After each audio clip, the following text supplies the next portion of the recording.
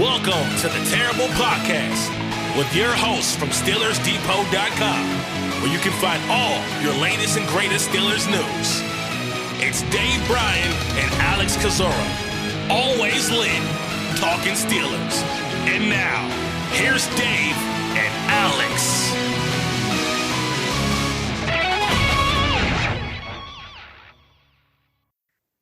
Welcome to the Terrible Podcast, Season 14, Episode number 99. He's Dave Bryan. I'm Alex Kozora, SteelersDepot.com. Happy legal tampering period to all those who celebrate. That'll start noon Eastern time on Monday when teams in pending free agents can come to unofficial agreements with each other, can officially make those signings happen on Wednesday as the new league year kicks off. But Dave, the big news in Pittsburgh breaking late on Sunday night is let's ride, let's forge, let's meld, whatever it's called. Russell Wilson is coming to Pittsburgh. Cannot be made official until Wednesday when the Broncos release him, but Wilson is coming to Pittsburgh on a one-year deal for the veteran minimum.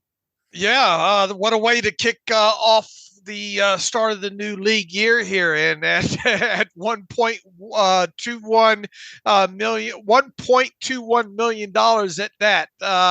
Obviously, the deal can be for the minimum because of the fact that the Denver Broncos are on the hook for, something like $39 million with him as part of his the remaining part of his contract. A lot of people already know that they have something like, $85 million in dead money associated with that deal, and he will not be released until right after the start of the new league year. And obviously, Russell Wilson went to Pittsburgh on Friday, had, 6-hour meetings, something like that, with the Steelers, with Mike Tomlin, Arthur Smith, and various other people around the organization there. And Mike Tomlin evidently did a good sales job on that.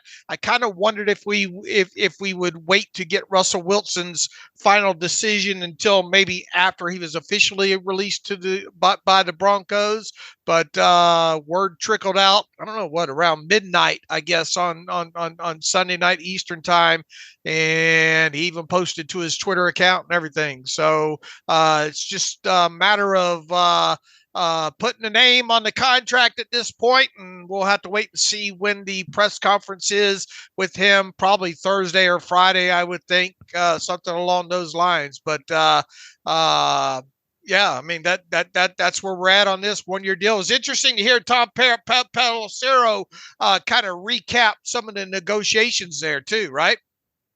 Yeah, waking up to the news on the contractual side of things, we knew as of last night it was going to be for the minimum, salary, but Wilson was initially trying to angle for a big time player option in 2025. What that number was, at least I'm not clear on. Maybe you have information that I missed, but no takers from anybody, including Pittsburgh. So he'll just play on a one-year deal, and with the offset language, Denver will pay almost $40 million. Well, Pittsburgh will just pay out that minimum level base salary overall. So that's the contractual side of things. Wilson, listen, we talked on Friday. I was probably hedging some, but you had the feeling if he's in the building in Pittsburgh, Mike Tomlin's going to close him because that's what Mike Tomlin does. And Wilson always be closing, right? The ABCs. He gets what was the prize? Wasn't the steak knives? Is it the car? Is that big prize? I don't remember. You don't remember, Dave? You're the movie guy. I watched that movie. I didn't. You didn't like it. I didn't find it as enthralling as you did. That's for sure. Neither did my wife. Anyway, but yeah, Pittsburgh offered the two things that Wilson wanted. Opportunity to win, not a rebuilding team. We're going to win 5 games in 2024 and play out your career that way.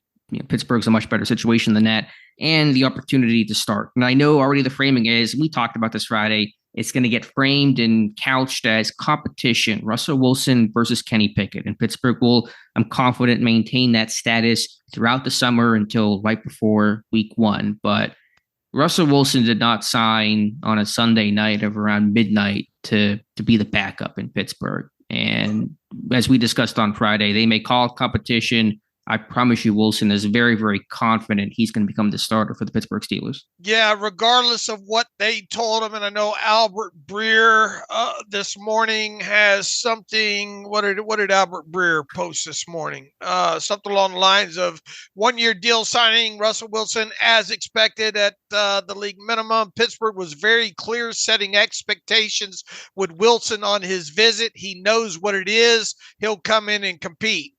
The salaries obviously stack up with I guess technically Kenny Pickett being the more expensive of the two. Let me pull up my sheet here real quick and see if I can get this. Kenny Pickett is scheduled to earn.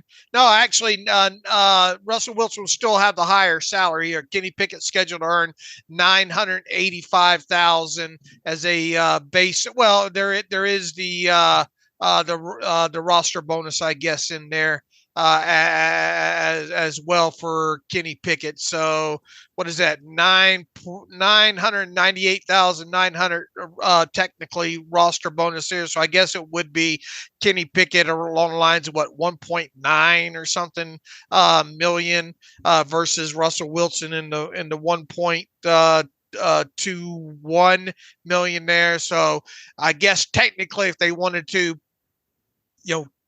keep an alignment as far as salary goes, there's at least that pecking order there. But man, to me it would be a major upset as we sit here in March if Kenny Pickett is the week 1 starter, and I'm sure you agree.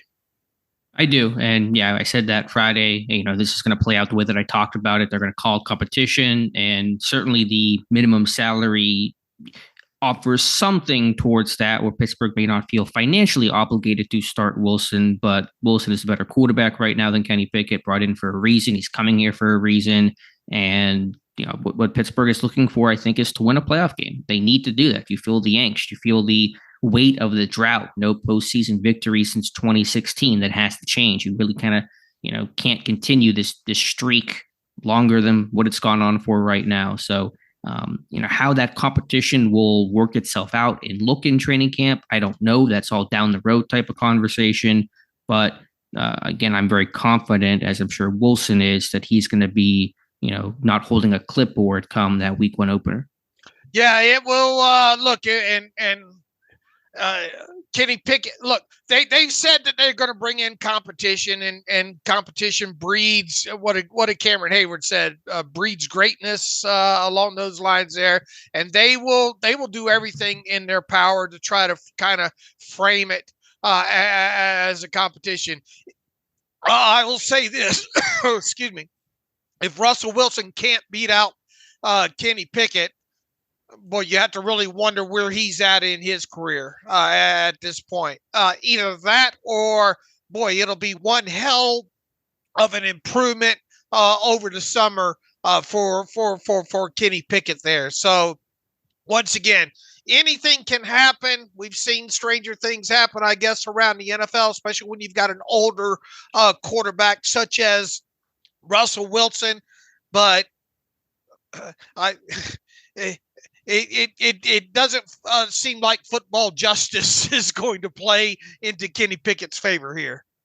Right. And that's the other, half of this news right now is A, Wilson signing to Pittsburgh, but B, what does that mean about Kenny Pickett's future and his fate and status as the Pittsburgh Steelers' perceived and potential franchise quarterback? And assuming that Wilson does start week 1, which I think is a very safe bet right now, of course, barring injury, to me, the chapter of Kenny Pickett as Pittsburgh Steelers franchise quarterback is essentially closed. If he's going to sit on the bench for most, if not the entire 2024 season with a 5th-year option due, of course, they would decline that if Pickett does not play.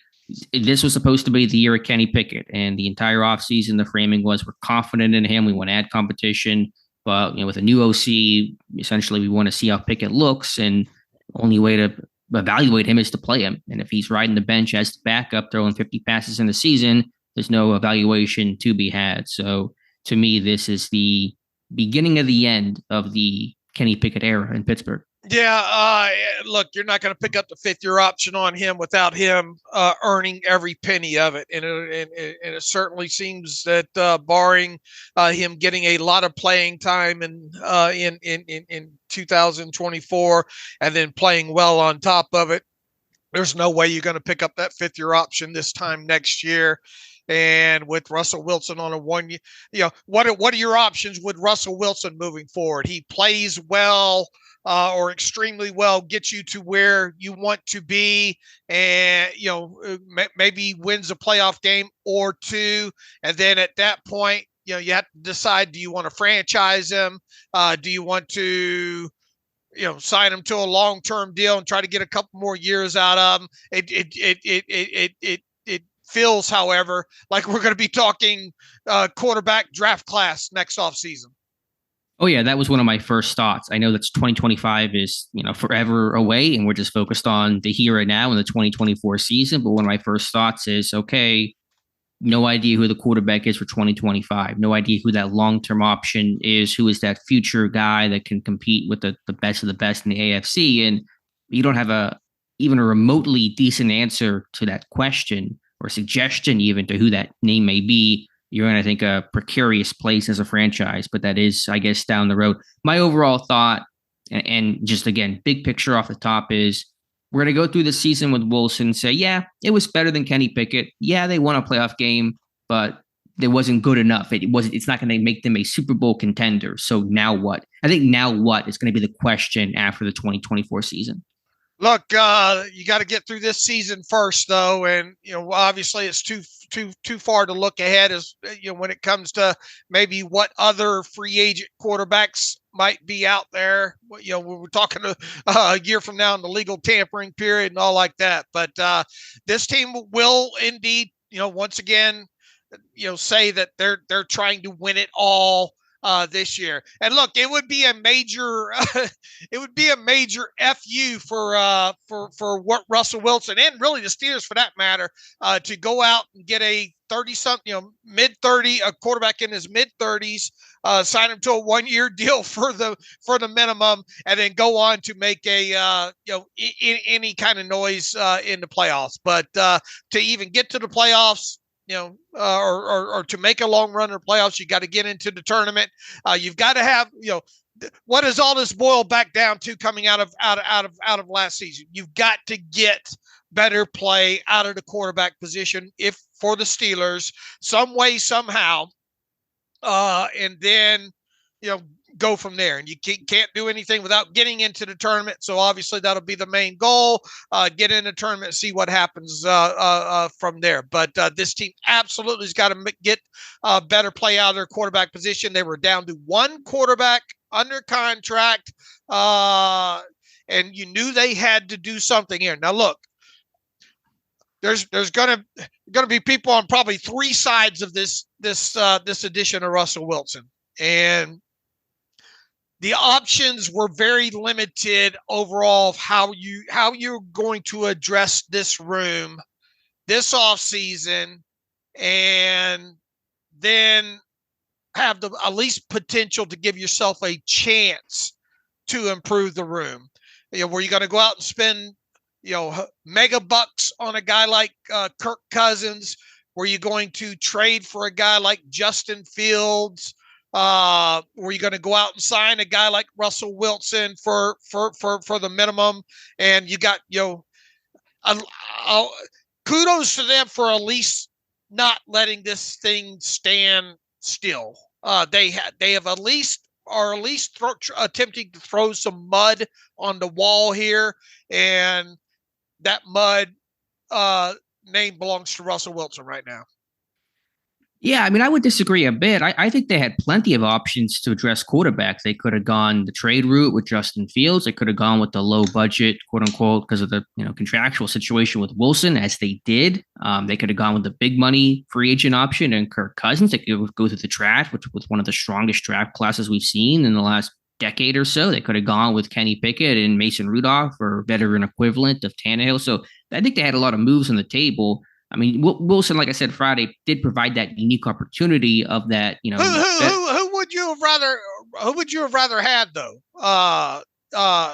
Wilson or Tannehill, or Mason Rudolph.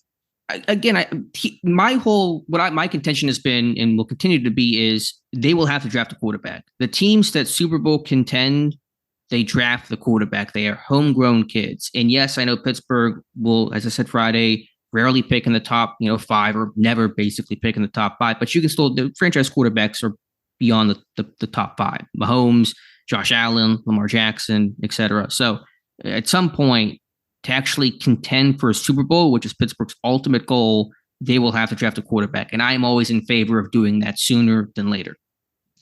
Okay. All right. So even if you let's say you drafted a quarterback, do you think you'd still be able to compete in that quarterback's rookie season for a Super Bowl? Because once again, this team always, whether we think it will, they'll be able to do it or not, they always proclaim going into every season, we're trying to win the Super Bowl. But with Wilson, do you think they're contending for a Super Bowl with the addition of him? I mean, I think they have a better shot than they do with Kenny Pickett. And when push comes to shove, do I think they're winning the Super Bowl in 2024? No. Right, I agree. So rookie quarterback or Russell Wilson, I'll take the rookie quarterback that may get me there in a year or two if I hit that one right. Wilson is not going to get me there this year. Don't even know he'll be a Steeler in 2025, not under contract. And so I think the rookie at least gives you a path where that may happen. With Wilson, anything's possible. I think they can. My stance Friday was they can win a playoff game with Wilson, which has been the obstacle they have not been able to get over the last 7 years. Can they go further than that? Barring a great run of health or something, I don't think so. I think this move gets them over that initial hump, but not to the ultimate goal. My contention is at least they're doing something here other than, standing pat with Kenny Pickett. At least, look, it's not a huge upgrade, but at least you got a guy with some experience in there, a guy that can still move. Overall, a guy that's good in the red zone. And you see where it goes from there. They have a better shot with Russell Wilson than they do Kenny Pickett. Sure, I agree. I just don't want the bar to be get something better than Kenny Pickett and then just kind of like that's it, because that is to me based on where he's at right now, a pretty low bar to clear. But what I'm talking about is at least for 2024. Now, yeah, you can say that. Well, they should or could potentially do both. In other words, address it with a 1-year veteran for the minimum for Russell Wilson, and then go into the draft or maybe try to trade up or whatever. But we all know too they've got a lot of holes on this roster to fill, and the only way they're going to get a top 3 quarterback in this year's draft is probably trade into the top 5, 6 spots. Well, again, it's a really deep quarterback class. I don't think they're going to go. They wouldn't be able to get the top 3 guys, but there's 5 or 6 quarterbacks that are going to be first round picks in this class. Okay, so you would you'd be fine with them taking a quarterback at 20th overall if that was their guy, sure. Because, yeah, you have a lot of holes, but if you get a franchise quarterback, as C.J. Stroud showed last year, you get a franchise quarterback, the other holes suddenly start to look less of an issue. Okay, so your contention is if they didn't trade up at this point, then take whatever the best remaining quarterback is on the board at 20. I mean, you would have to. Well, no, I probably would have to trade up. I mean, I don't want to get too bogged down. And my point is that they're going to have to become a Super Bowl contender. They will have to draft another quarterback, and that guy may not work. May pick a 2.0 situation, but that to the ultimate goal of winning a Super Bowl, which is always their goal, they will have to do that. I think by drafting a quarterback. But Wilson does, I think, advance them a step further from where they've been, which is compete, be in the hunt, sneak into the playoffs, get bounced in the wild card round. I think Wilson, if he can maintain a similar level of play as 2023, Wilson can get them a postseason victory. Okay. All right. I see where you're going. I turned on the tape of Wilson last night, and I put on 2 games so far. I got a bunch more to go through, obviously. Red zone play, as you said, effective. I mean, it does. In some ways, it feels like a good scheme fit because I saw a lot of play action. It's, the rate of play action was higher than what they had last year in Pittsburgh with Kenny Pickett. Ability to extend the play, keep his eyes downfield. That was all positive. I think he did a great job, but of course, being a veteran that he is, knowing where his hot's at and hitting his check down and beating the blitz, where, Pickett, a younger quarterback, predictably had more issues. Do you have any initial thoughts on scheme fit and just his overall tape and play? Well, good luck trying to take the Russell Wilson out of Russell Wilson, but they need to try their best to do that. They've got to try to get him to be a quicker read quarterback, at least to me, with what we expect to see out of the Arthur Smith offense, to try to get him to play in structure as much as humanly possible here. And look, if you get in situations where you don't have a running game or you fall behind more than a couple of scores, and you're a situation where Russell Wilson's having to drop back 40 something times in a game and improvise and make plays, that's probably not going to bode very well. Without a doubt, this isn't a secret. They're going to try to go heavy personnel, build this thing around a running game, hopefully a lot more play action and under center type stuff. I don't know if you saw the NFL Live segment the other day with Orlovsky and Clark and the panel up there and all talking about, man, how effective under center and play action is. That's got to be an element of this. That's obviously something we haven't seen in Pittsburgh for quite a while.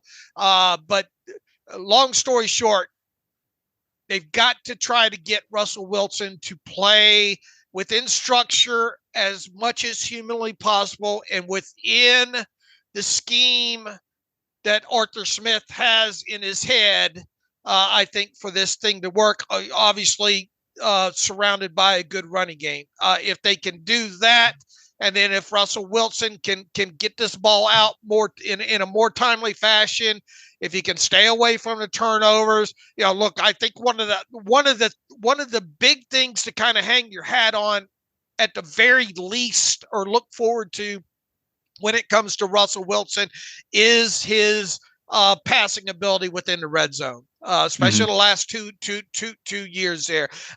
This is something that Kenny Pickett obviously wasn't able to do. One of the several things he wasn't able to do was the ability to bury the football via the air in the red zone. I think at least at a minimum, you get that. Now, what happens between the 20s, is yet to be seen there. But this is also a guy in Russell Wilson, had a lot of short passes last season, a lot of stuff behind the line of scrimmage. You've just got, and another thing that bears out in his passing charts and on his tape is he's going to have to attack the middle of the field a little bit more on top of it there.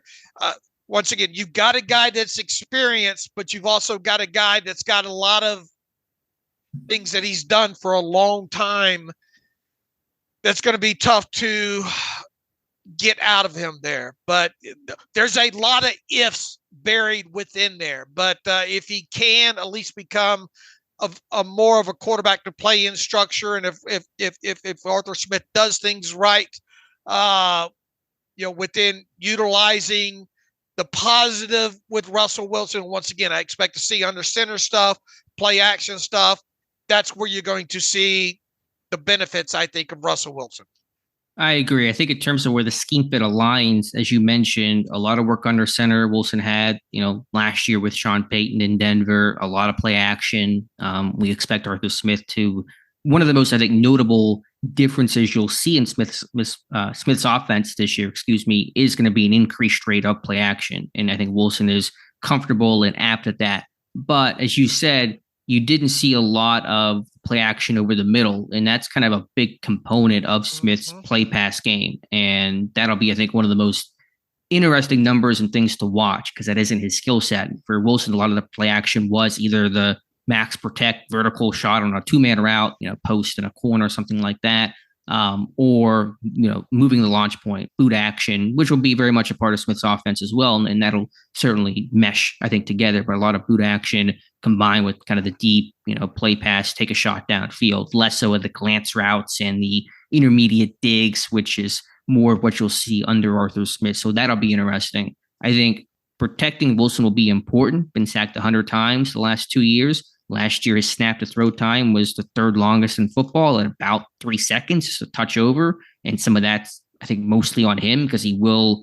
If you didn't like the whole Kenny Pickett spinning and bailing on clean pockets, you're going to have some frustration with Russell Wilson because he has a tendency to still do the same because in some regard, he still thinks he's 25-year-old Russell Wilson that can make those plays. His legs, no longer can make to that degree. He can still run and he can still scramble. That'll be an element of it at 3 rushing touchdowns last year and over 300 yards rushing. But he will make some negative plays that will frustrate you. But hopefully there'll be some better kind of normalized baseline production of 25 touchdowns and fewer than 10 picks and a decent completion percentage that will help mitigate some of those frustrating moments. Yeah, he'll try to play some of that hero ball that Mitch Trubisky plays at times too, but he did limit his interceptions last year. Look, people say there's obviously a reason that he's out in Denver, right? Yeah, and I made the point several times that, again, Denver thought he was such a bad quarterback, and there's a lot of layers to this, I know, but they thought he was such a bad quarterback, they took an $85 million dead money charge to cut him. They're paying him $40 million to not play for him, which says something about where they think his skills are currently at. Right, and, Sean Payton's got a good mind and, probably tried to do a lot of the things that we just talked about with, trying to take some of the Russell Wilson out of Russell Wilson, but also again, some of what Russell Wilson being Russell Wilson is what's kind of made Russell Wilson. The thing is that he is getting older on top of it. So once again, it goes back to, how much can you get him to play within structure? And when he doesn't play within structure, does it kill you? That's a great point. My general vibe, and I'm still early in the tape watch, is for the first 15, the on-script stuff, Wilson, I think, is very much, structured. Late in the game, it starts to get a little Picasso, a little freestyle, a little just, run around and make something happen. And he can still do that to an extent. I think he did well in some of the 2-minute end-to-half situations, but sometimes late in the game, he would press and make mistakes and cause more problems than do more harm than good overall. So as you said, that'll be, I think, a very important thing. Can Wilson tweak his game enough to find a better balance and not create as much negativity? Here's the thing. How many games did they win last year? They won 10 games with Kenny Pickett mostly starting at quarterback, albeit, kudos and hat tip to Mason Rudolph to coming in there and down the stretch and winning the games that they really needed to get to that 10 win mark. So, but even so, you're talking about getting that done with technically your number 3 quarterback on your roster, right? So, and was the defense perfect last year? No. They could have. They were good. They could have. They had their moments where they could have stood to been better there, but they still managed to.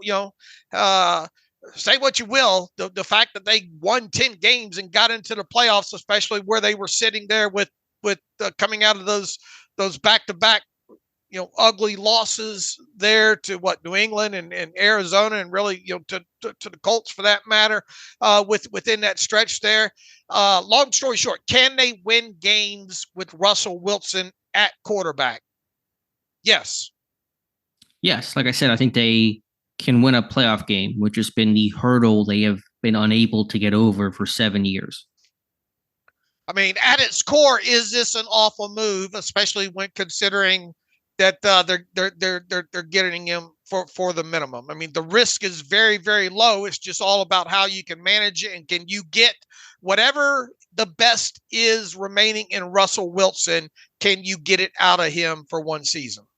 That's a good framing. No, it's not an awful move. My concern, and maybe this is probably partially the perspective of somebody who's been spoiled by getting to watch Big Ben for most of his career, but I just always have this uneasy feeling when you don't have somebody you think is your long-term future at quarterback on the roster. Who is your franchise quarterback of the future? I don't think he's on the roster. It's not going to be Kenny Pickett. Wilson's on a 1-year deal. We don't know where it's going to go beyond this year, but you can't bank on him obviously being a long-term guy. So who is that guy? I just always have that uneasy feeling of just kind of bouncing around and not quite sure what that plan is. I know it's hard to find a franchise quarterback. If it was as easy as I'm framing it, everyone would have one. And it's a long time between, Bradshaw and Ben, for example. But I just know that's what Pittsburgh will ultimately need, and they don't currently have that. Well, it kind of flashes you back to, 1986? When you have Mark Malone in like his third or fourth year, and the team went out and traded for David Woodley at the time. And I think didn't Woodley start the season, and then Malone played, some that season and all like that. And, it was kind of the quarterback purgatory period there, kind of the beginning of that post Bradshaw and Stout, right? So it does kind of harken you back to then. But I understand the concern about what the franchise quarterback situation is, but we've got plenty of time to worry about that, right? I mean, the thing is we've got to focus on 2024, and this team's got to get over the hump. It's got to win a playoff game. But sure,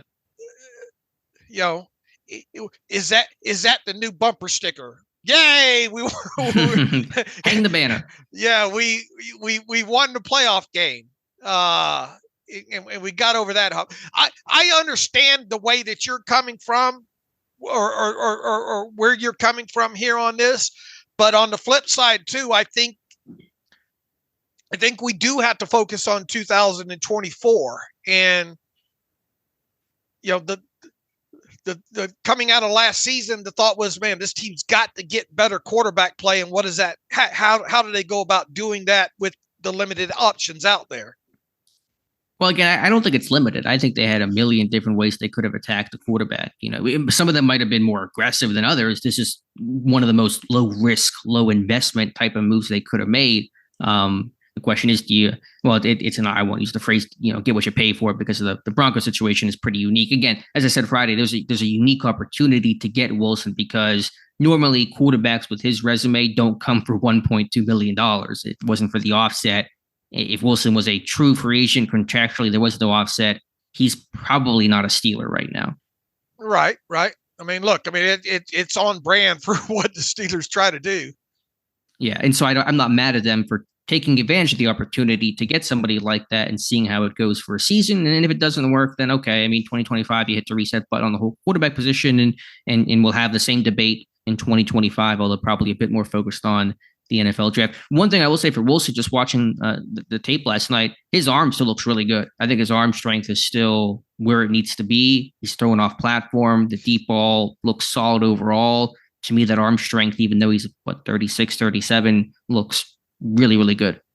What did Dez Bryant post on Twitter last night? Not that Dez Bryant is the end all do all, but he says the Steelers just got better. Nobody has a beautiful spiral bomb better than Russell Wilson, and he gives his receivers a chance. He says, George Pickens, I'm drafting you this year on my fantasy team. So I think he still throws a nice ball. Once again, can he in order for him to push the football down the field, in the middle of the field, in the Arthur Smith offense, everything's going to have to be on time? Sure. I think it will. And Wilson will have to tweak his game some. But hopefully, to be fair, the Broncos had no run game last year. And if Pittsburgh has a better run game, the quarterback always looks better. Right. Once again, there is a checklist that I believe that you have to go through to get max best out of Russell Wilson, whatever that is at this point. And it's going to be predicated on having a good running game. I can't wait to get deeper into pulling some cuts up on play action and under center type stuff, because I really believe they need that element in this Arthur Smith offense to get the whatever the best is in Russell Wilson out of him, and then for that to coincide with what we believe Arthur Smith's going to want to do offensively. Look, you can have some 18 of 25 for 250 yards and 2 touchdowns, and those be absolutely beautiful games for the Steelers offensively. Sure, if you're running the ball well and finishing drives, you may take that all day long. Absolutely. Mm-hmm. And just to look at the play action, just broadly speaking, over the last 2 years, Wilson 10th in play action attempts, Kenny Pickett 28th. Now, Wilson has played more than Kenny Pickett from a per start basis. Wilson is averaging 6.9 play action attempts per game per start. Pickett's at 4.6. Some of that is scheme, obviously, but I think it goes back to Wilson being more comfortable in an Arthur Smith system that's going to feature, we expect and we assume, a lot of play action. Yeah, it needs to.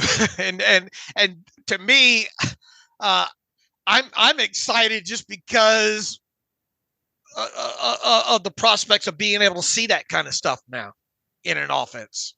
Yeah, I don't think Kenny Pickett's incapable of doing that. I just think Wilson, he's pretty comfortable doing that, and that'll help.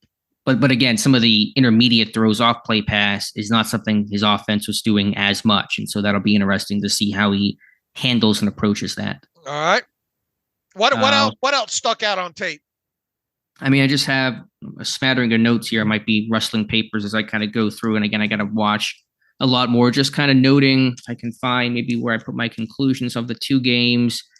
Trying to read my own handwriting from like 3:30 a.m. last night. It's not the best thing to do, but yeah, the mobility, the touch, the arm strength overall, knowing where his hot was at. I think that was all encouraging. Some of the far hash throws, the accuracy would wane a bit. They're tough throws to make, but throws that quarterbacks have to make. A little bit of the YOLO ball downfield. To me, it was just some of the pocket presence. I mean, a lot of bailing on clean pockets and spinning out and putting himself in harm's way. Not all 100 sacks were on him. And just even watching the tape, I probably would put more on the O-line than I would put on Wilson. But there were times where he would press and try to make the big play instead of taking what was right there, or maybe getting the, just okay punt play, throw the ball away, whatever the case is, and say take a 10, 12-yard sack. All right, we got a lot of film room stuff and analytics and stats posts on the way. We've got a long time before week 1 of the season. Russell Wilson will play his former team in 2024 because the Steelers play the Broncos on the road, so that's something to look forward to. Obviously, he has familiarity against the other teams in the AFC West, having played them the last 2 seasons. Member of the Broncos there, so that's something else to add to this. But it will be interesting to see how he meshes and fits in with the Steelers, especially with kind of that personality that he has, and how he goes about saying all the right things. The rest of this offseason, we're going to have a lot of sound clips to play with prior to week 1, and especially starting with his introductory press conference and all like that, because you got to know he's going to be asked, has he been given any assurance that he's going to be the starter and along those lines, and how he's going to approach the competition and that kind of thing there. So anyway, where would you like to go from here? Well, let me just ask you just briefly, and if it's, you don't have to give an answer because it is kind of in the moment, but we mentioned this, and Matthew Marksey this morning has an article entitled, "Does Russell Wilson spell the end of the Kenny Pickett era for the Steelers?" Do you believe the Pickett era is over, or is there some way where he can still try to reclaim that starter potential franchise quarterback status? Well, I mean, to me, it would, Russell, it feels like this is Russell Wilson's job to lose now, more so than it is Kenny Pickett's job to win it. I think Russell Wilson would have to really have a rough summer and training camp and preseason for Kenny Pickett to have the job. And then if per se somehow Kenny Pickett does manage to see the field in 2024, man, you've really got to finally see that adjusted net yards per passing attempt number get over 6 somehow, some way, whatever. I mean, it's got to be really, really visible that, man, Kenny Pickett can really function in this Arthur Smith offense and function at an above average level. If he's able to do that, and he's able to do that for, 6, 7, 8, 9 games, then I guess it comes back into play, the decision to pick up his 5th-year option. But for all intents and purposes, something astronomical would have to happen, in my opinion, for Kenny Pickett to have a life in Pittsburgh past next season. Yeah, that's fair. I'm with you overall. Not that it matters much because he has no choice at this point, but I wonder what's going through his head right now. I mean, he cannot be happy with how the last, since he got hurt, basically, he cannot be happy with how things have unfolded. I tell you, this, you go back to the things Mike Tomlin and Omar Khan and Art Rooney II have said. Mike Tomlin was asked point blank at the end of the season, is your starting quarterback, do you believe you have the starting quarterback on this roster right now? And he said yes. And you go back to the football justice comments and all like that.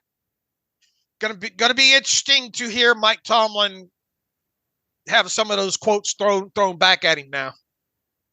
Yeah, it's the old Maury moment of the lie detector determined that was a lie. We're all jumping around crazy right now.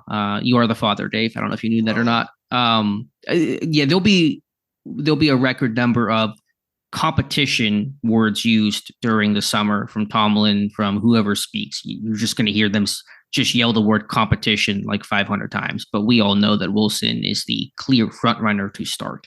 Once again, I mean, what does it look like for Russell Wilson to not be the week 1 starter? What does that look like between now and week 1?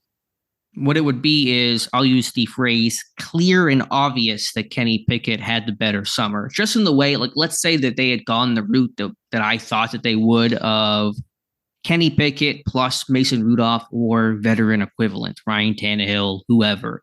For Pickett, I think in that situation, he would have been the front runner and he would have had to fall flat on his face. The other guy would have had to look pretty good for them to make a change. So for Pickett to start week 1, it will have to be clear and obvious that A, he's played well, had a good summer, and B, Wilson did not play well and struggled in the summer.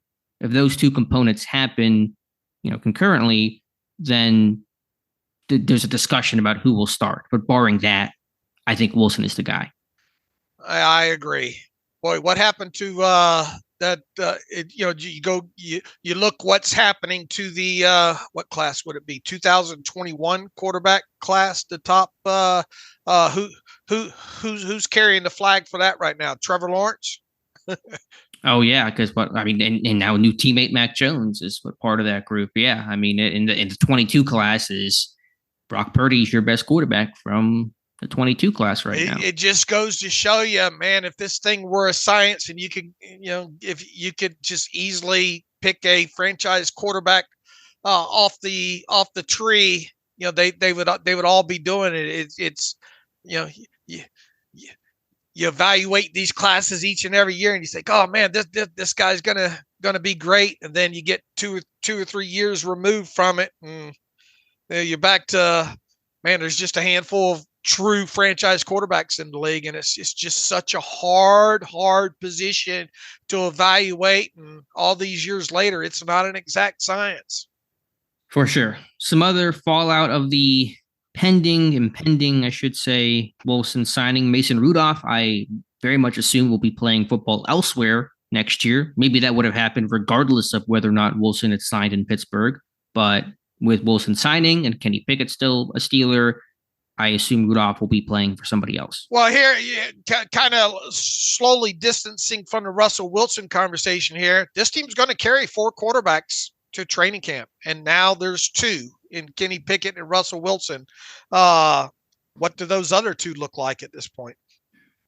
It's a good question. Not really sure right now. I do think a late draft pick is very much in play with a 6th, 7th round selection, just given the undrafted free agent structure that Pittsburgh has and how non-competitive they are for a worthwhile quarterback. I think a low-level veteran could come in, an Easton Stick type, maybe even somebody a rung below that, plus that draft pick. Or if they were to sign a more established veteran as number 3, then maybe you go undrafted route with a Tanner Morgan as kind of a 4th arm, quote unquote, for training camp.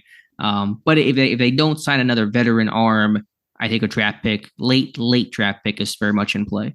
Yeah, I would agree with that. And I think you're starting to see kind of the consensus that while this is a good draft class overall, that it's still thin when you get to 6th, 7th round, day 3 type options there. So if there is, say, who's the Florida State quarterback? Jordan Travis. Yeah, Jordan Travis. If a guy like that's on the board in the 6th round, might that be a way a team like the Steelers takes a shot at?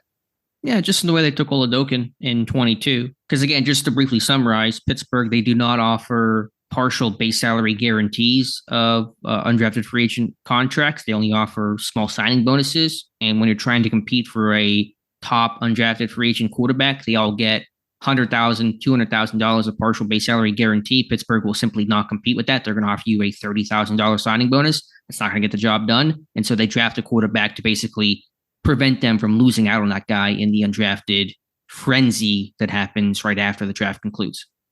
All right. Where shall we go from here? I mean, because we're going to have all summer to talk about Russell Wilson. Yeah, that is the other thing, that the world will be talking about Russell Wilson this entire time. Every news station and talking head in the sports media world will talk about Wilson throughout the offseason. Training camp should be very interesting of how just the frenzy is and the feel is. I really want to see how that goes. Maybe unlike what we've really seen or felt before. But that's my initial thoughts on Wilson. Again, I don't hate the signing. I just feel like the takeaway from the collective fan base after this year at best will be, yeah, it was better than Pickett. Yeah, this helped some. Now what? Where do we go from here? Because it's not getting us to our ultimate goal of winning a Super Bowl. Right. Well, at least they did something, man. Yeah. I mean, I understand that. Yeah. But I just don't want the bar to be so low that, okay, right, it's better than Pickett, that you just step over it slightly, because that doesn't, it's like, I'm losing the analogy in my head right now, but the bar is so low, and even just stepping over it is better, but is it good enough is the question. We will find out, and the expectation should be at least winning a playoff game. Yeah, and again, I do think it's a big reason for this move. A lot of reasons, but I think that's one of them, one of the key ones, and that is certainly attainable, that they can win a playoff game under Russell Wilson. All right, some other news here. I'll get off Wilson for a moment. Other thought, though. At least there's an answer. Let's stop the speculation about quarterback talk. Like it is Wilson. That's the guy. The Fields, so it's over. Everything else is over. What's Justin Fields' trade value on the heels of Mac Jones getting dealt supposedly for a 6th round draft pick? Ryan Poles probably looking around saying, "What's happened here?" I mean, somebody's going to probably deal for Justin Fields. But it feels like, that's only going to be a 5th or 6th round draft pick at this point.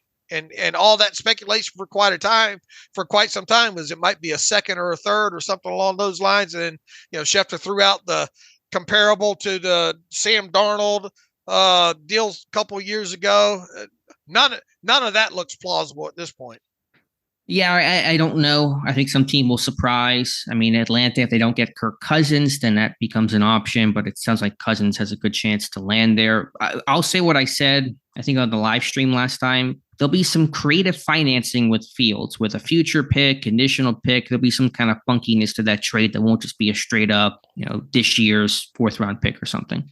All right. It sounds like Kirk Cousins, good chance. We'll find out here soon enough. Kirk Cousins might be headed to the Falcons. Yep. That would make sense if that happens, and you kind of wonder what Minnesota's going to do. But anyway, all right. When we left off the other day in the podcast, we had gotten through. I think the Patrick Peterson news had broke during that show, and then we said we'll get off this show and something else is going to happen. Well, something else happened. A lot of stuff happened. Yeah. Peterson broke mid-show. Any additional thoughts on Peterson's release now that you had some time to kind of think about it? Well, boiled down to did you think he was worth the $6 million dollars? And the answer was no. Yeah, clearly, for sure. But a lot of snaps to replace, and slot corner now as big a need as outside corner in terms of not sure who that guy is. I think Chandon Sullivan will resign, but he's clearly not your every down option nor a long-term option. So both on the table there. Following that, Pittsburgh also finally making a decision on wide receiver Allen Robinson, releasing him. I got the sense they probably maybe were trying to do something with the salary, some negotiation to greatly reduce that Robinson either just wasn't open to or they just couldn't come to terms. But regardless, Robinson no longer a Steeler. We knew he couldn't stay at 10 million, and he's not. That was the long and short of it going into the offseason. Would he take a salary cut? You have to think that they were wanting him to go down to the minimum or pretty damn near close to it. And he probably said, no, I'm not interested in that. And they finally decided to pull the plug on that. So not shocking to say the least that ended up being the outcome of this. But within that now, I mean, you've got a wide receiver room that at the moment includes George Pickens, Deontay Johnson, and Calvin Austin the third. And there's obviously a lot of rumors still flying around concerning Deontay Johnson. Yeah, we'll touch on that here in a second. With Robinson, he did his job in 2023. He's supposed to be a veteran guy that could block, make a couple catches to move the chains on third down, or be a possession receiver. He did that fine. The leadership, that was the other reason. I don't know how much that ultimately helped. I'm not blaming him, but I don't think it really manifested itself in a meaningful way overall. But there was no juice left. The dude is a pure possession receiver. I'm fine with moving on from him. I'm fine as well, too. Before we get to Deontay, just wrapping up the Friday news, Braden Fehoko, Pittsburgh re-signing nose tackle Braden Fehoko, who spent most of 2023 on the Steelers practice squad, old school run stuffing nose tackle, was briefly on the active or 53-man roster, I should say, after Cam Hayward went on IR, but Fehoko did not play a snap. But with Montravius Adams, a pending free agent, likely to go elsewhere, Fehoko could compete for that backup nose tackle job behind Keanu Benton in training camp. Right. Look, that should be a 1-year minimum deal with him, and he'll compete for a roster spot. He was actually on the active roster for enough games to get a accrued season last year with Fehoko, but don't believe he ever saw the field, did he? No, I remember that Raiders game. I thought he was going to play. Maybe he even dressed. He didn't dress for most of those games, but never saw the field. But he can run. He can stuff the run. Can't do really much else, but he can stuff the run. Was good in camp last year, but we'll see if he can be depth for this team. All right, Deontay Johnson. I mean, what happened this Saturday? This was Saturday morning, right? Diana Rossini mentioning Deontay Johnson on potentially being traded. Team showing interest. It frankly was not a lot of new information from the initial reporting from Tony Pauline about a week ago that Pittsburgh was open to trading Johnson, but it is, I guess, a more known reporter that at least signaled other teams were showing interest. What does interest mean? It can mean a million things. Could mean they're just calling. Could mean they're offering something. Who the heck knows? But where are you at now on Deontay, especially now knowing that they've added or will add Russell Wilson? Well, my thought all along with this is that unless they get blown away by a trade off by compensation for Deontay Johnson, they should keep him. And then you look at what Jerry Jeudy was traded by the Broncos to the Browns, and what they ended up getting. What was that? A 6? It's a 5 and a 6 for this year's draft. I mean, if that's the return on Deontay Johnson, I'd rather keep Deontay Johnson, to be honest with you. Now, are there other underlying things that we don't know? Is Deontay screaming to get out? It doesn't feel like it, but I mean, there's always a possibility, I guess, of that happening. Long story short, I think this is you can keep Deontay. You can still draft a wide receiver this year and develop him and bring him along. But especially with the addition of Russell Wilson and not knowing even though you have all the intentions of the world of going into the draft and getting a top wide receiver in a very good class, you're not guaranteed to get the guy that you want or the top two guys that you want. So once again, unless you're blown away with compensation for Deontay, I would just rather see them keep him.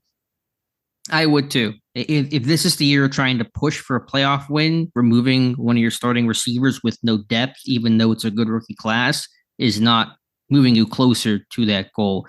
I bet you Deontay's probably pretty happy about the Russell Wilson signing. It probably maybe helps any concerns he had about, because I don't think he loved catching passes from Kenny Pickett. Seems to be my read of the situation right now. Yeah, I thought, I said on Twitter on Friday that I thought, the Jeudy and Johnson, situations were pretty comparable in terms of their output and kind of where they're at overall. And you would have thought I kicked somebody's dog or something on Twitter. People really, saying that Johnson and Jeudy aren't comparable at all. I think Johnson's a better receiver, but I think it's not by a significant margin. And over the last 2 years, their production is almost identical. And Judy's, frankly, is better. And Judy's 3 years younger as well, which will play a factor in things, both on, last year, their contracts and all that kind of stuff. So I think you could get more for Johnson than what Denver got for Jeudy, but it may only be a 4th round pick and maybe something else, a 4 and a 6, we could say. And if that's the return, I don't see it happening for Pittsburgh. They shouldn't do that deal unless Johnson truly wants out and you feel like it's going to be a big time issue. And then the news coming in this morning that T. Higgins has officially requested a trade. So there's a top tier receiver that's going to be on the block that teams may flock to instead. And so for the great receiver draft class, or if you're a team, why trade for Deontay when you go draft a receiver that's younger and cheaper on a rookie contract, a 4-year deal? I'd rather do that. So for all those reasons, unless the return is just outstanding, I think you hold on to Deontay Johnson. I agree. And look, here, reiterate what we've said several times related to Deontay Johnson. If you're going to deal him, today is March 11th. He is due a $3 million roster bonus, I believe, on the 16th. So if anything's going to happen, it would happen within this next week. Yeah. So we will see. I mean, who the heck knows? Already a bunch of, I guess I shouldn't say Wilson's a surprise, but a lot of storylines happening already. So we'll keep tabs on it. But if they trade him for pennies on the dollar, I think it's the wrong move. I agree. I have to be blown away. I have to get more than what the Broncos got for Jerry Jeudy. I agree, but if it's a 4 and a 6, do you trade Johnson for that? I mean, that's more than Jeudy, but to me, that's not even. You'd have to get at least a day 2 pick. At least a day 2 pick. That's where my head's at. All right, so we'll see what happens there on Deontay Johnson. Those rumors should persist. What else do we have here, Dave? I think we kind of covered the major news of the day. Let's run through my mock draft here briefly. Kind of lost in all this. Again, I was trying to do a Monday before the news went crazy for my mock draft, and just that Wilson news came out, and that's dominating the landscape right now. But this was made pre-Wilson signing, but frankly, the Wilson signing does not change my outlook or my picks or anything in my mock draft. So 20th overall in my pre-free agency mock, and I went into this assuming they're going to sign at least an inside linebacker, a safety, and a punter in free agency. So just kind of a disclosure about how I'm kind of expecting free agency to go in Pittsburgh, big picture wise. 20th overall, Brian Thomas Jr., the wide receiver from LSU. I know that People may be surprised to see a wide receiver, not commonly mocked. Most people go in center, tackle, cornerback. But given all their interest in all these top, first round, top 50 wide receivers at the combine, and then on the chance Johnson is traded, and even just failing that last year of his contract, Thomas, that's going to be a fun target. He's big, he's dynamic, he's athletic, still growing his game. It's going to be would be a fun target in Pittsburgh. Well, here's the thing. They're probably going to draft a wide receiver in the first 3 or 4 rounds, regardless of what happens to Deontay Johnson. Heck, they might even get in a situation where they have to draft 2, especially if they did deal Thomas off. I mean, Deontay off here. I understand the reasoning, overall reasoning here when it comes to a pick. How is this being received in the chat in the comments? Last time I looked, honestly, better than I thought. I think the feedback is pretty open. Maybe that's influenced by Deontay, potentially getting traded. I'm not quite sure. All right. I understand the thought process, though. I mean, it's good. Right. It's a good class. It's a great class, yeah. And again, I mean, they interviewed at least 6 top-tier receivers formerly at the combine, and there's a pretty, long-standing trend towards who they interview at the combine, positional group-wise, and what areas they look to address early. Round 2, this one kind of hitting the classics of a Steelers mock draft. Zach Frazier, the center from West Virginia, 51st overall. Again, I just feel like that guy is going to become a Pittsburgh Steeler. It does feel that way, especially if they don't take Jackson Powers Johnson earlier. Overall, we expect this team to sign a veteran center here in the next week or two, probably on the cheaper side. Heck, they brought in Mitch Morse for a visit, and he evidently wanted a little bit too much money. He ended up signing with Jacksonville. But I think the takeaway, at least in bringing Mitch Morse in, and it's not a shocker, is that this team is looking to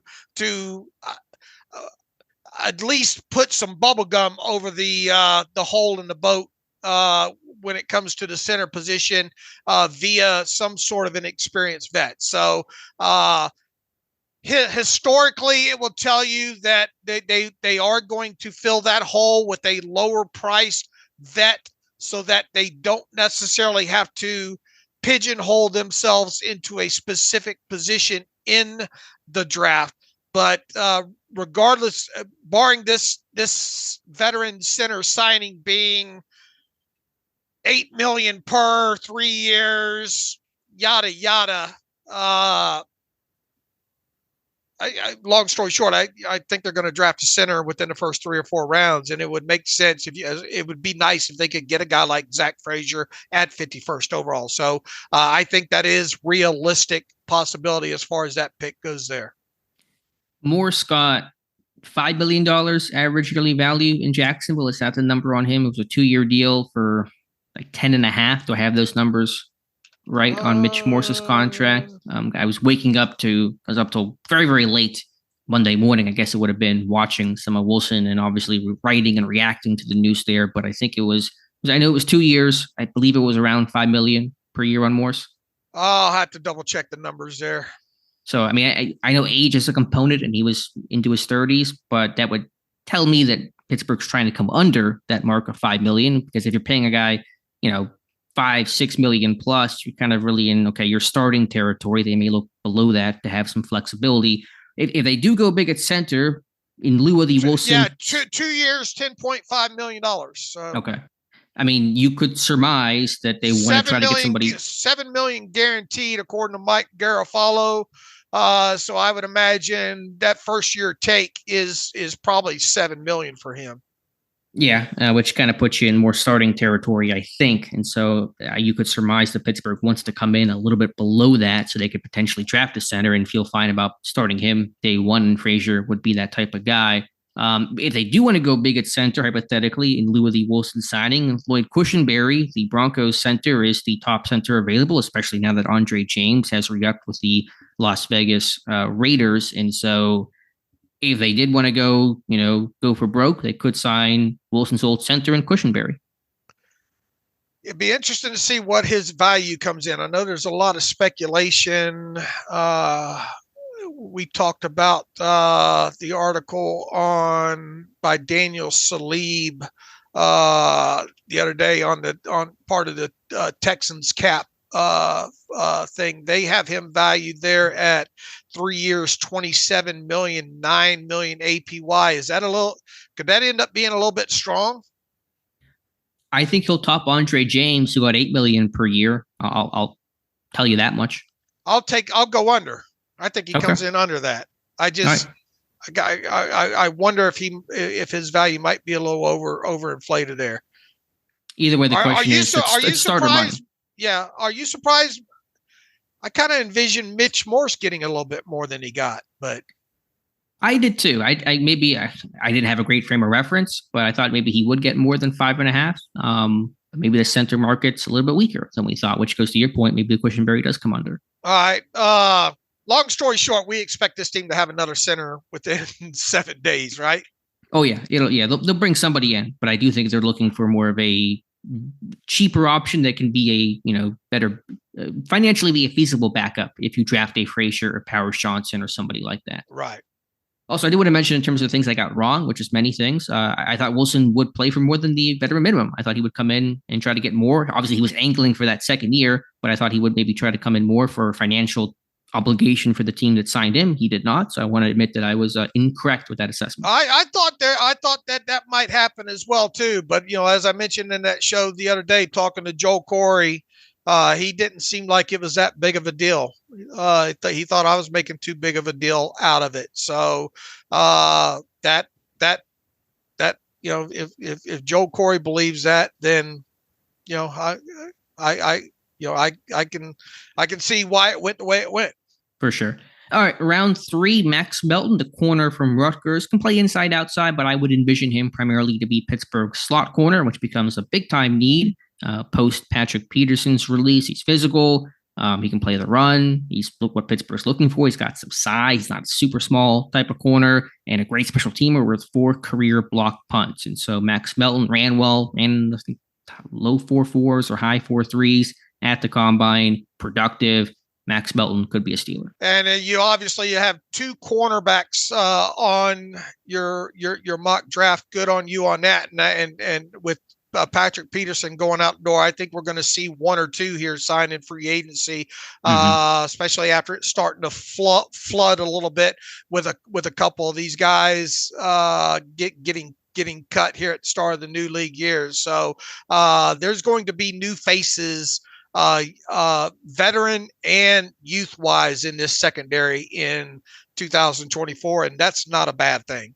Agreed, 100%. I expect it to be an active and exciting free agency overall. Already has been with the Wilsons pending signing, but I think they'll address secondary through both the draft and free agency. I think safety more so through free agency. Cornerback, I think you'll see both. I think you'll see kind of a good even split between veteran signings and draft picks. All right, round 4, like Frazier, a carryover from my first mock draft. Gabe Hall, the defensive lineman from Baylor, more developmental type of guy. If you could sign a veteran defensive lineman and re-sign Armand Watts, Hall can take a year or 2 to develop. I think his game has a lot of things to work on, leverage and pad level, pass rush moves, but there is a lot of tools and traits, and he has the size Pittsburgh looks for. This is yet another position that we could see this team address on the cheaper side in free agency. Jerry Tillery getting cut loose by who was it? The Raiders? Yes. And he's a guy that the Steelers had interest in going to the pro day several years ago. Got to pay everything about Jerry Tillery. Pending knowing what he's looking for as far as a street free agent contract fits with what the Steelers do. So whether it's Tillery, whether it's somebody else, I would imagine they're going to address that position on the less expensive side here in free agency and go ahead and draft a guy in these middle rounds. And I think they should, because they need some youth in that room. They do, for sure. Maybe by 2025, Hall is ready to give this team meaningful snaps. With the other fourth round pick, and by the way, comp picks came out of Pittsburgh, no surprise, did not receive a comp pick. Their draft picks are now locked in. So the fourth round will be nice for 118 and 119 and back to back. That's partially from the Kevin Dotson deal, I believe. Other fourth round pick, though, taking Kyrie Jackson, the corner from Oregon. I admit this is probably on the low end of where he'll go. Could go higher than this. I might have stretched things a little bit, but with a good cornerback class, he could fall a little bit. Big, long corner. That's how Pittsburgh likes him. Could you swap Jackson and Melton? No, I think Melton will be a day 2 guy. Okay. All right. That's my guess.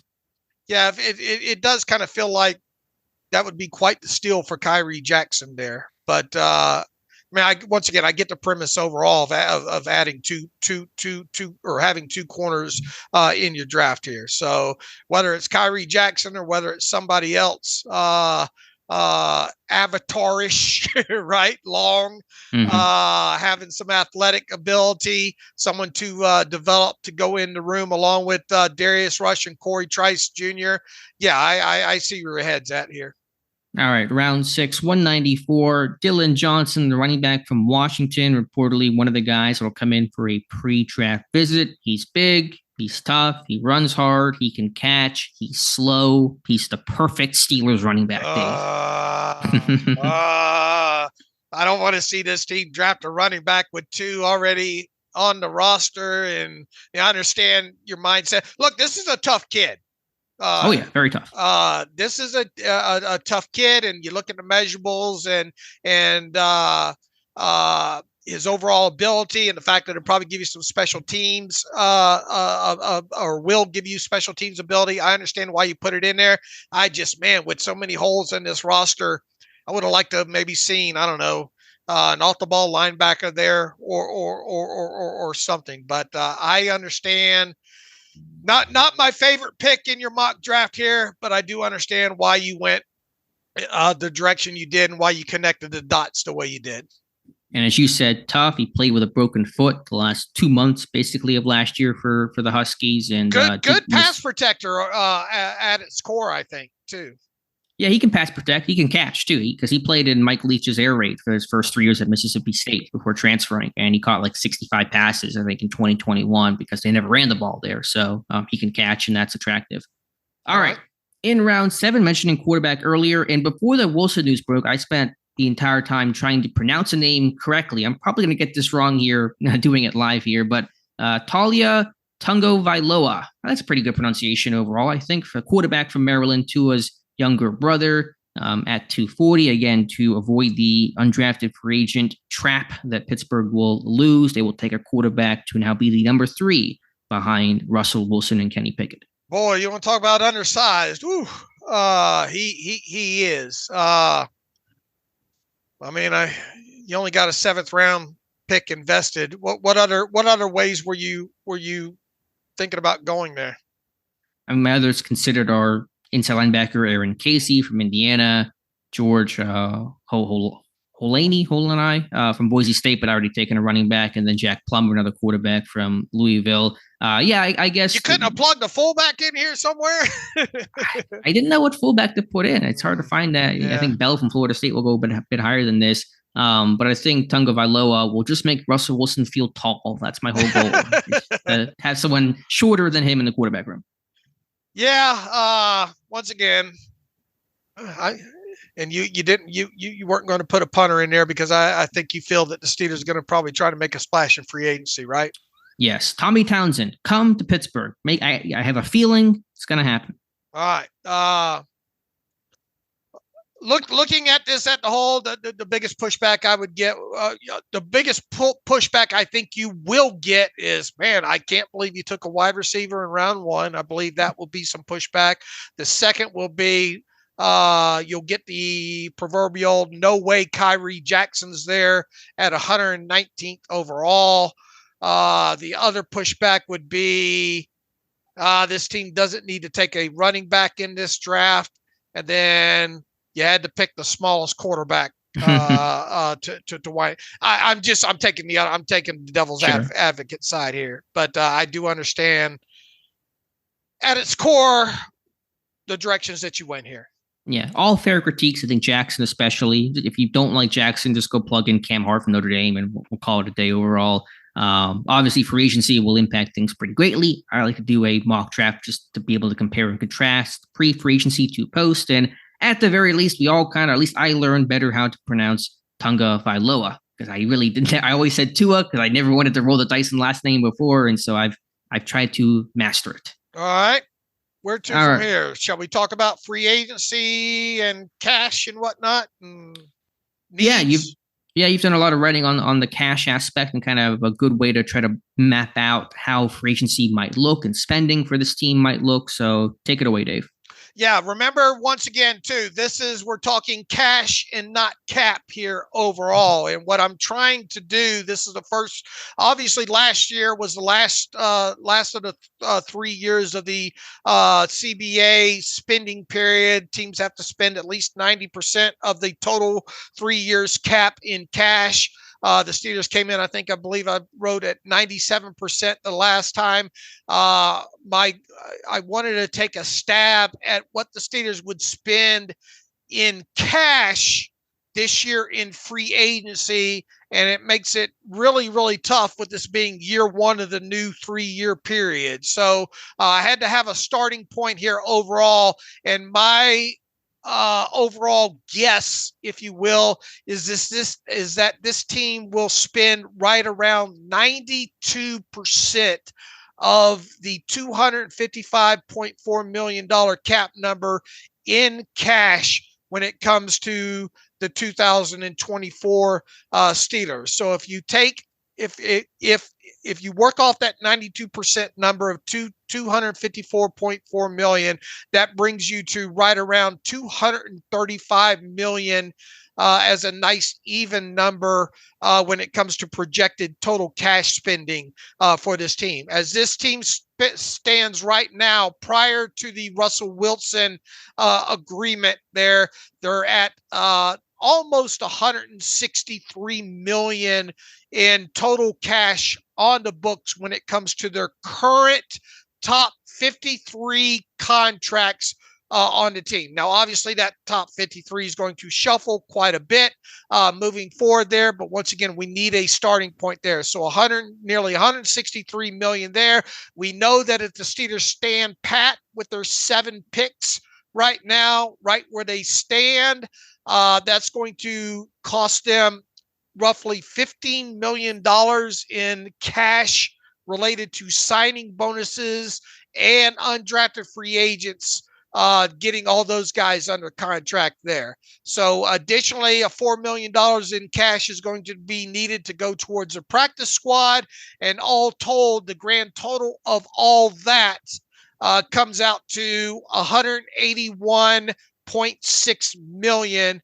And that assumes, and assuming that the total cash spend for 2024 will be 235 million, that leaves roughly $53.4 million left to spend in cash. Now, Pat Freiermuth's going to be a guy we watch the rest of this offseason, thinking he's going to get a contract extension.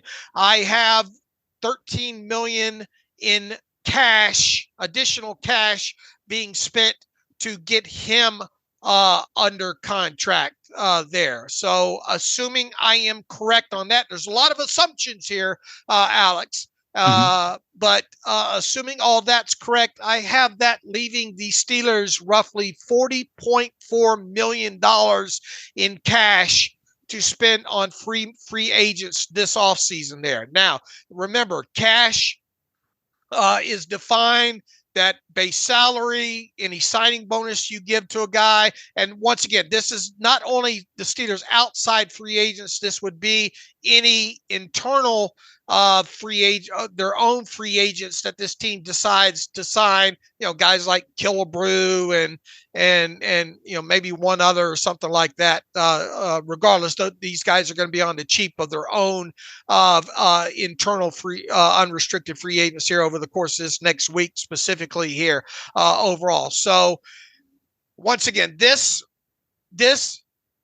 is based on me predicting 92% spend of the total cap number in 2024. There's They could obviously spend a lower percentage than that. I think my margin for error here would be 2% either way. In other words, I think that you could see this team spend anywhere between 90 and 94% in total of the cap number in total cash. So that gives you about $5 million wiggle room on either side. Long story short, I think as a whole, when it comes to what this team will spend in free agency, both their own and outside free agents this year, somewhere in the range of 35 to 45 million, with the sweet spot probably being right around the 40 million mark. How does that relate to last year's offseason? Well, if you include Allen Robinson, who was technically a not technically, was acquired via a trade. That was $5 million in cash, additional cash that you spent on him, including him in the free agents that the Steelers signed last offseason that stuck on the 53-man roster. That number was a little bit more than $51.3 million. But it should be noted that last year the Steelers spent roughly 97.6% of the 2023 NFL cap number in cash. Once again, I will be surprised. There's no rule against it. They could very easily spend 110% of the cap, this year's cap in cash. I don't think that's going to happen, though. I think, especially with this being year one. So I envision, long story short, this team spending right around $40 million in cash on their free agents. And obviously right now this team has right around $25 million in cap space, which is different than cash. So it'll be interesting to track that the rest of the way. And once we get through what they call the CFA period of free agency, the compensatory free agent signing period, and that runs from March 13th to the first Monday after the draft, which is April 29th, we will be able to recap what all has happened at that point, and then we should get a lot better idea of what the total cash spending will be for this team in 2024. Now, let me make a note. Should this team trade Deontay Johnson here, that would obviously free up cash for this team to spend. And Deontay Johnson is scheduled to earn $10 million in cash in 2024. So obviously, if this team were to trade him prior to March 16th, that would open up another $10 million in cash to spend. So we would go from a projected $40 million in cash on free agents to 50 million. So I just want to throw, I'm not predicting that to happen, but there is that buzz related to Deontay Johnson that we did highlight earlier in this show. So I just wanted to throw that out there that, if they did deal him, there would be another $10 million in cash that this team could, obviously spend in free agency when it comes to cash specifically. All right, good information there, Dave. We'll see how close you are, but I feel like you're going to be right around there, just as you were on that $129 million number that we referenced on Friday. So the question becomes: let's assume it's $40 million in cash.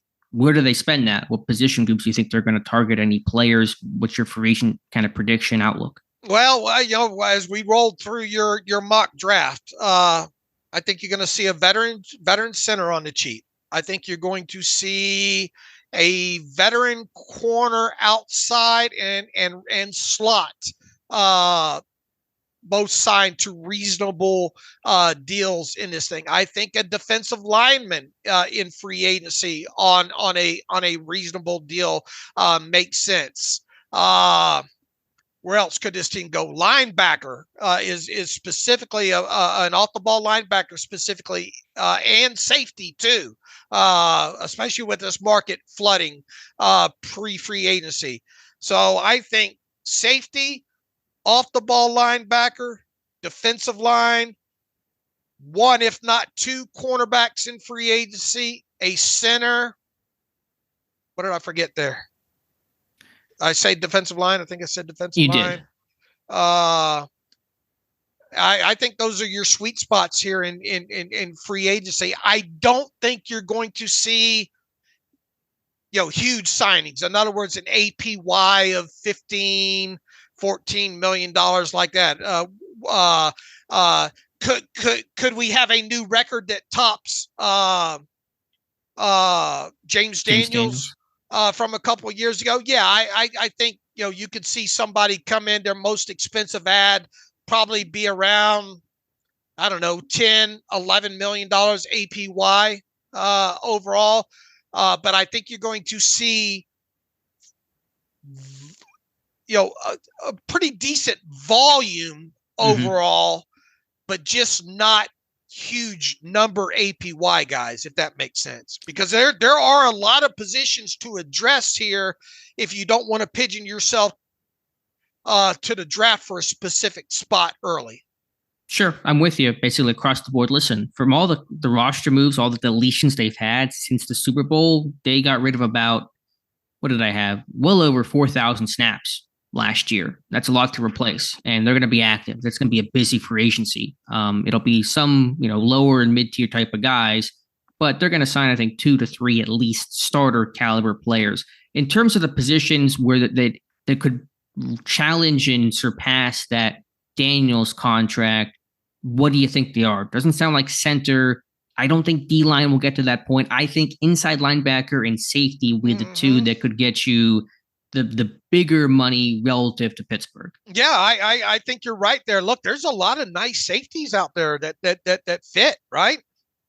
Yeah, I mean, Cameron Curl's going to get paid handsomely, but he's one of the top names there. Mike Edwards will not cost as much, but he's an option. You get a bunch of guys who got cut and released are out there. Julian Blackmon from the Colts, pending free agent. And again, the draft is terrible for safety, which I think will compel teams like Pittsburgh to go address it in free agency. I mean, if you signed a safety for $9 million APY, that safety at this point would factor in, well within the top 15 around the NFL. Yeah, that makes sense. I think even there's a greater chance at inside line. They're going to sign an inside linebacker. It's going to be a name, and it's going to be some good money. I don't know who. Might be a Jordan Brooks, Kenneth Murray. Go through a bunch of names, a ton of them out there. Frankie Lavu from Carolina. They're going to sign an inside linebacker for, I think, at least what Cole Holcomb got last year. Let's see let's roll through the positions again. Safety, they're going to sign a safety. They've got to sign a safety. At least one corner, if not two, right? So let's say it's two. That's 3 players. A center is 4. A defensive lineman is 5. Inside linebacker 6. They already signed a core. They already signed a core, or going to sign a quarterback. That's 7. Right.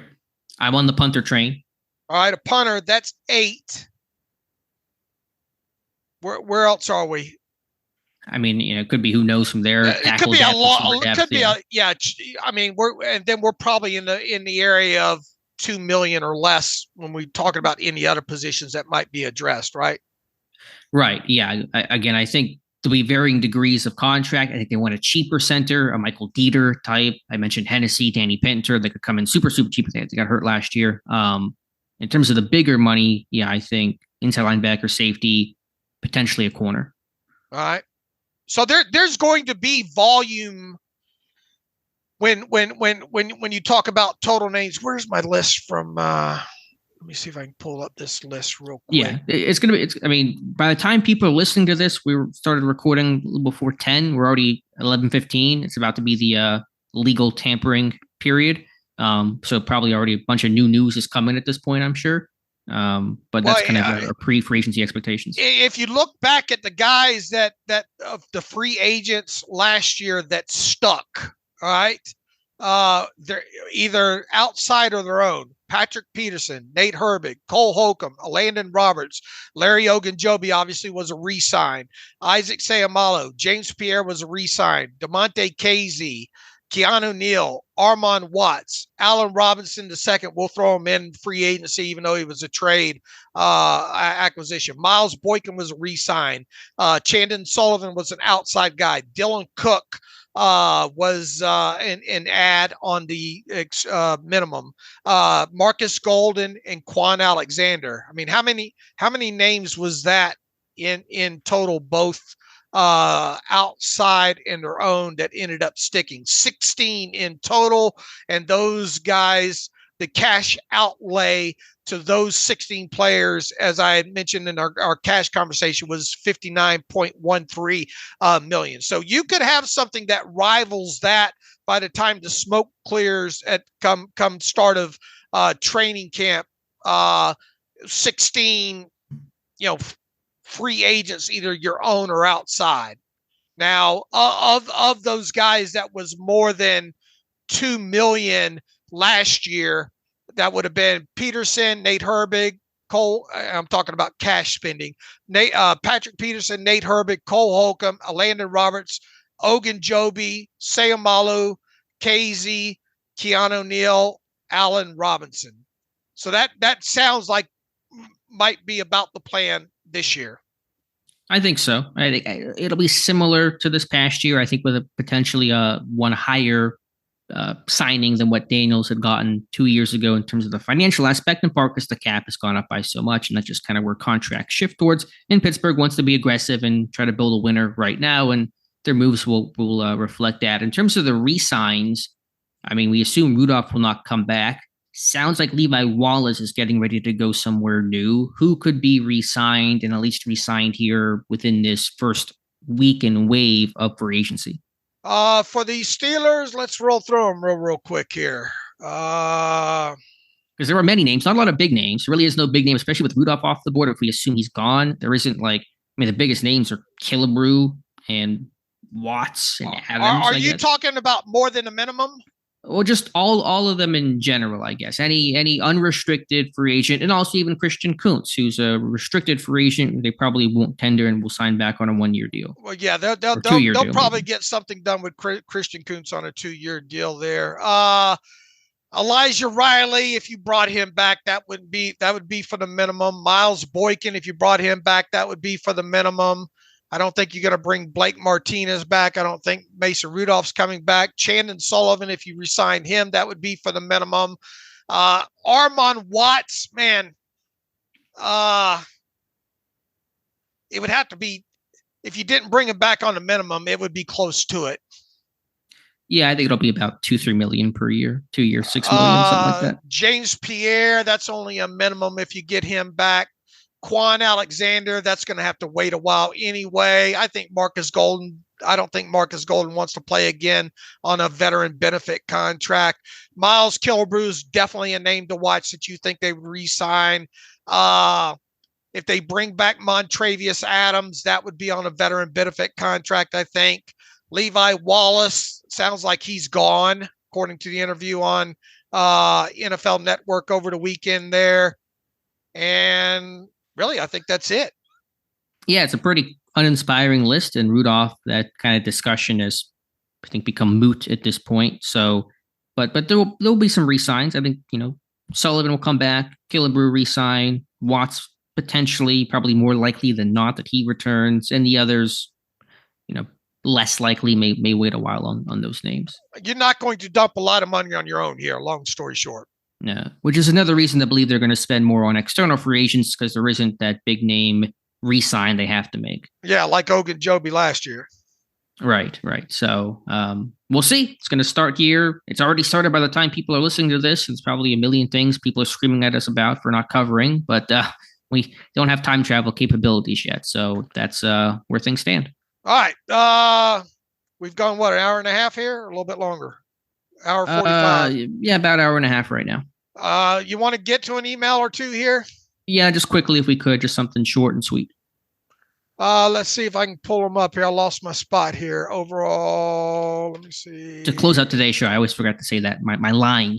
Let's get to some emails and close out today's show. All right. I'm going to have to sort real quick here, so give me a minute.